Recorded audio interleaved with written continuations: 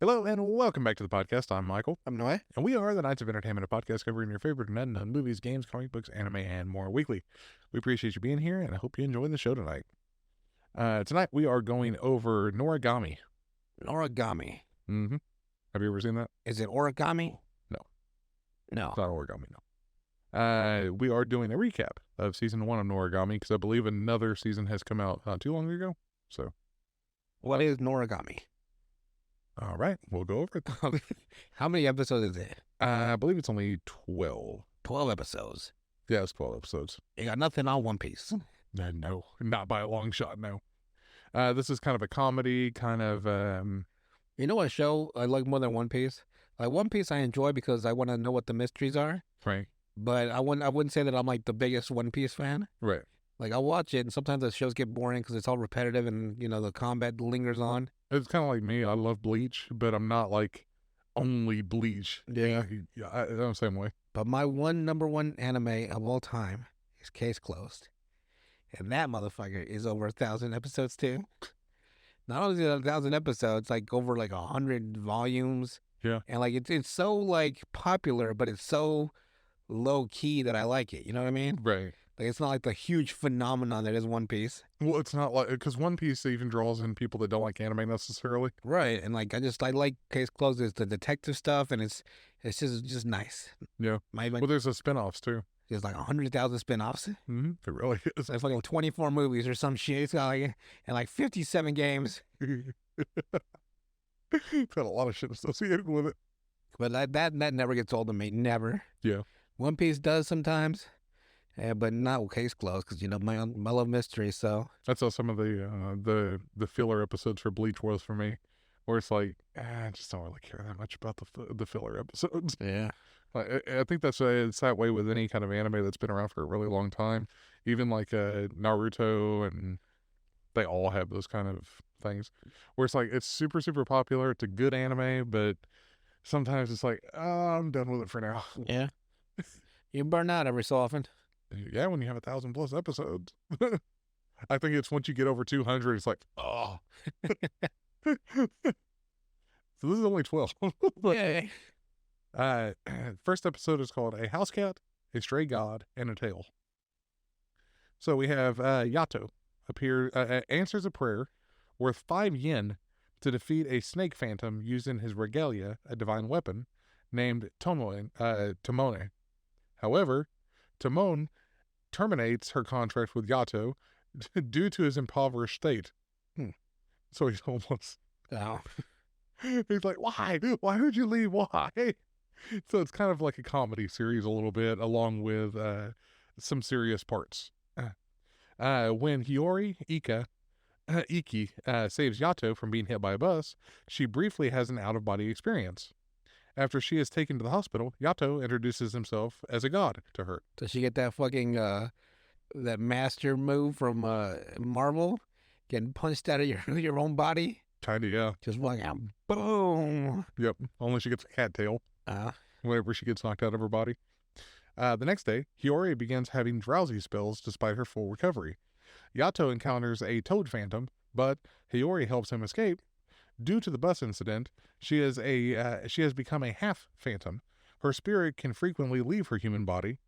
So Hiyori wishes to return to normal, and Yato accepts the wish for 5 yen. And look up how much 5 yen is. Like a quarter? It's like 5 cents. God dang. That's all. 5 cents? He will do anything for a 5 yen coin. Man, it's a whore. Kinda, yes. So episode 2 is called Snow-like. Hiyori tries to adjust to her new form, realizing her human body falls asleep whenever she leaves it. Yato says he cannot help her until he acquires a new regalia, which is a divine weapon. Hiyori searches for a new regalia for him, assuming it can be a phantom. Due to this misconception... Here's an AK-47. Yeah. Some of the regalia can turn into weapons like that, though. Cool. Due to this misconception, she and Yato are chased by a crab phantom. Yato, protecting Hiyori, incurs a blight from the phantom, a wound that can spread if left untreated. He explains that Hiyori's tail is her lifeline to her physical form. She would die if it were ever severed. After spotting an uncorrupted soul, Yato adopts it as his new regalia and uses it to defeat the Phantom. Yato gives his regalia the name Yukine, who reverts to a teenage boy when his name is spoken. So the Shazam! kind of, yeah, but they turn into weapons instead of Shazam. So that one Soul Hunter, what was that one where Death has a son?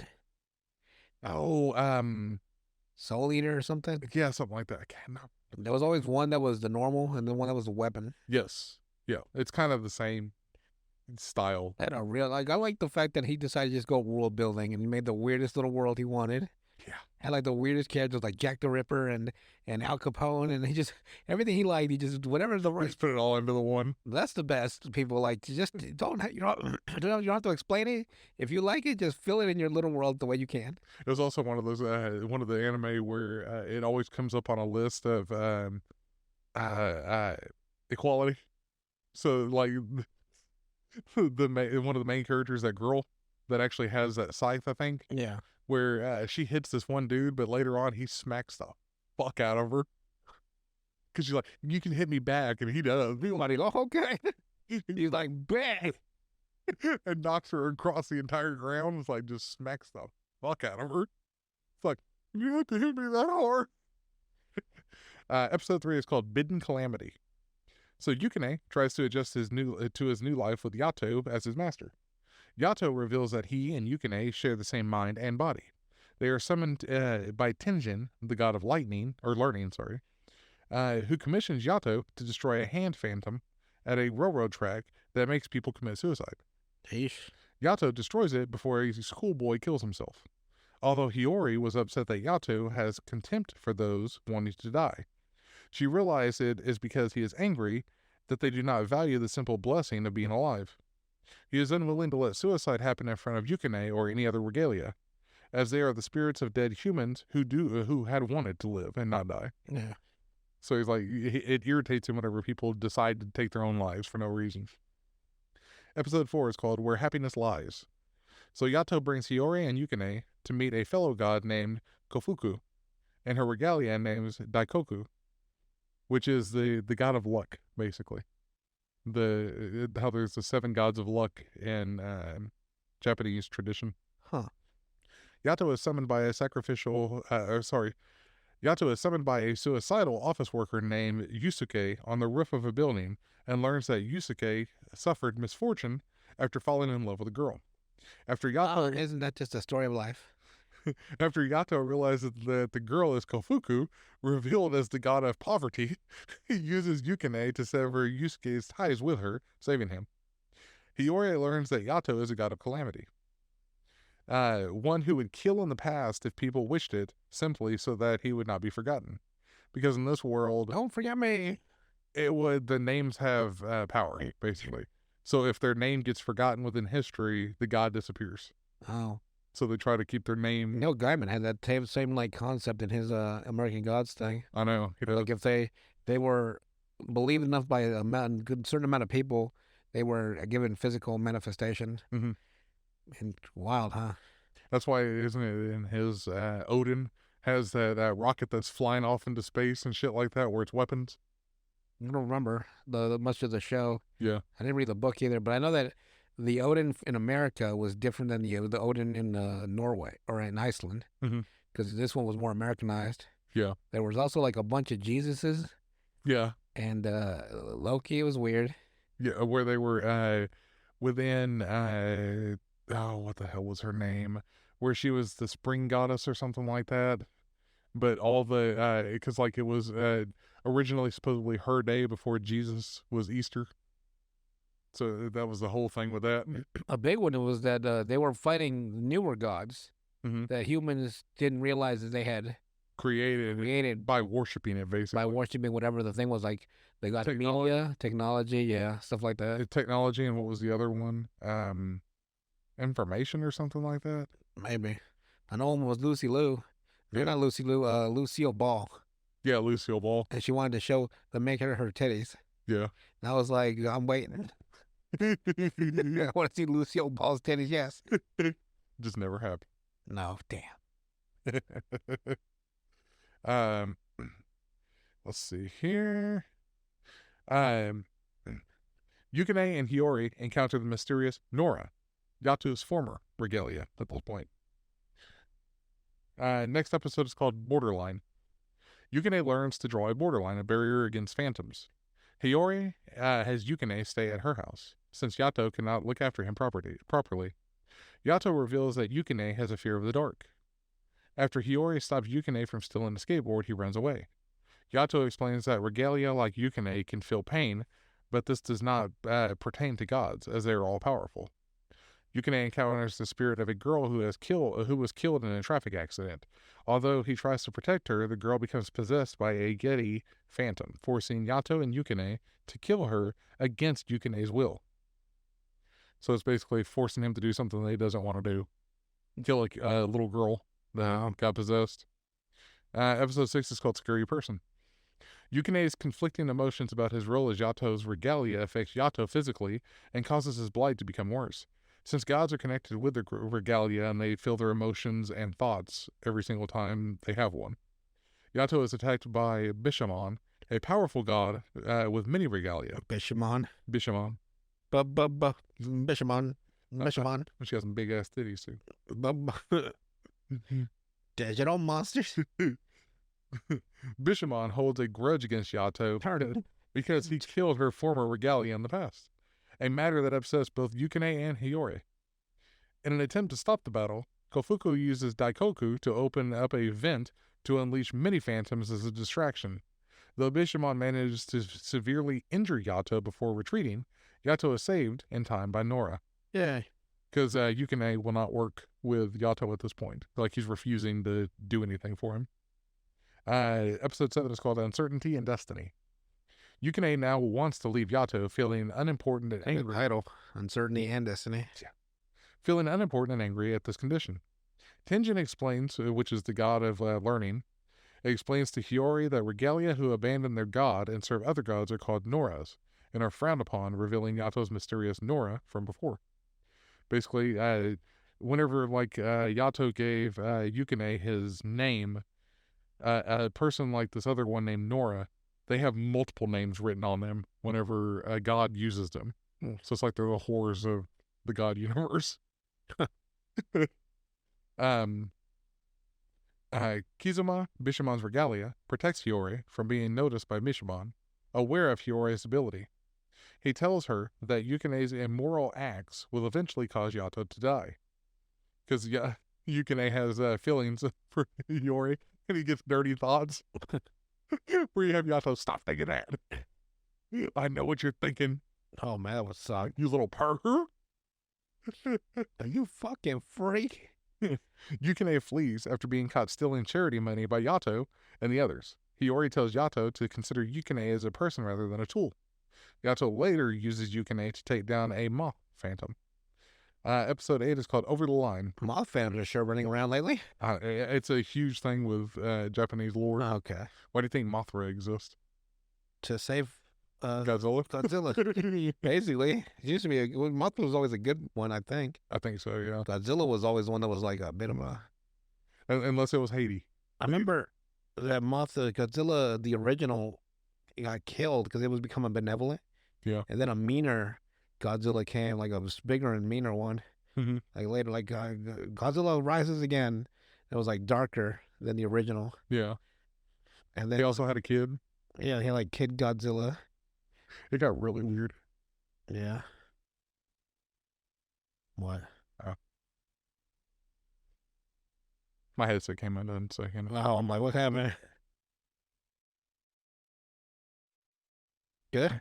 We're good. Okay. I was like, oh shit. It's been windy as fuck, by the way. Alrighty. So, we have Over the Line. Yato is summoned at Hiyori's high school by a student named Manabu Ogiwara, who is being bullied. Like that name, Manabu Ogiwara. Who is being bullied by another student.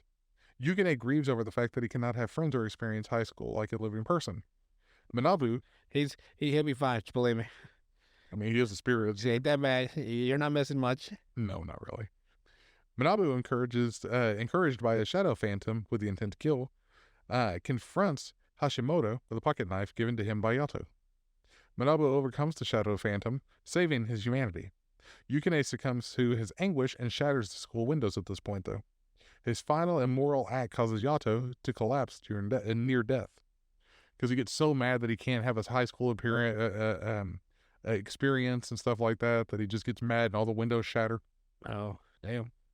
Which causes, since Yato feels everything of Yukine, he falls down and almost dies.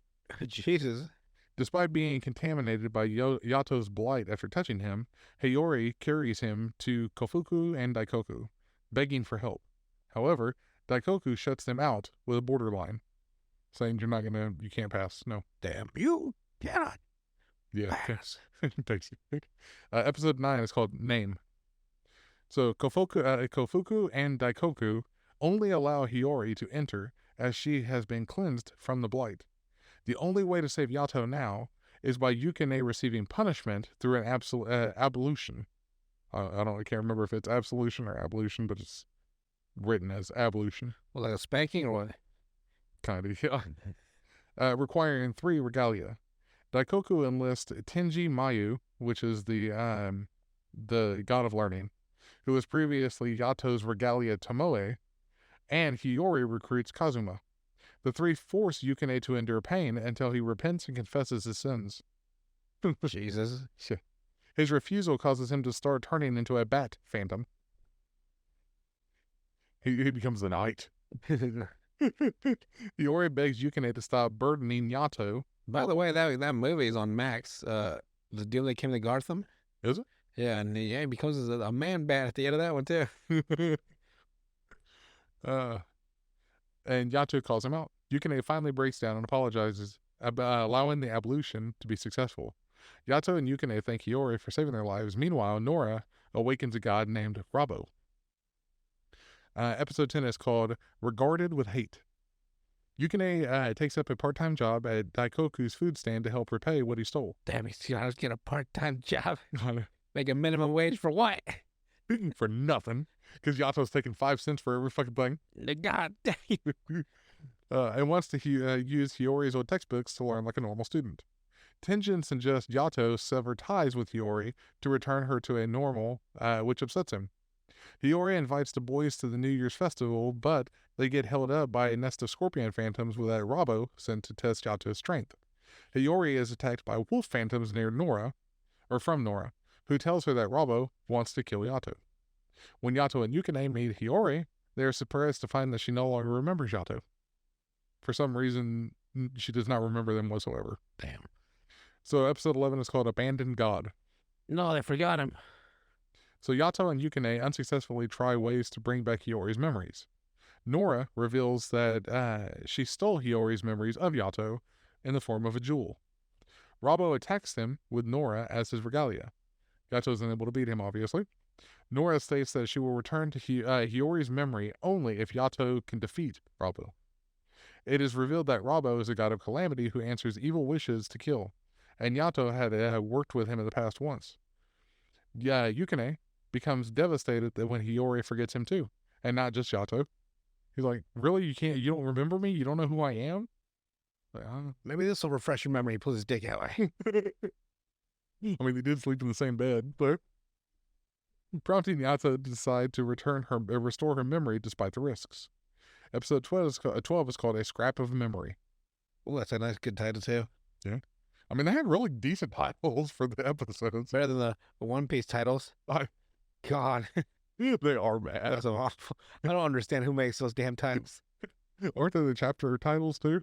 No, the chapter titles are decent. Are they? Like chapter 1 is Romance Dawn. And like chapter 2 is like the demon hunter or demon bounty hunter or something. Yeah. Like for whatever reason, the episode titles on the anime are just like truly the randomest shit I've ever heard. Yeah.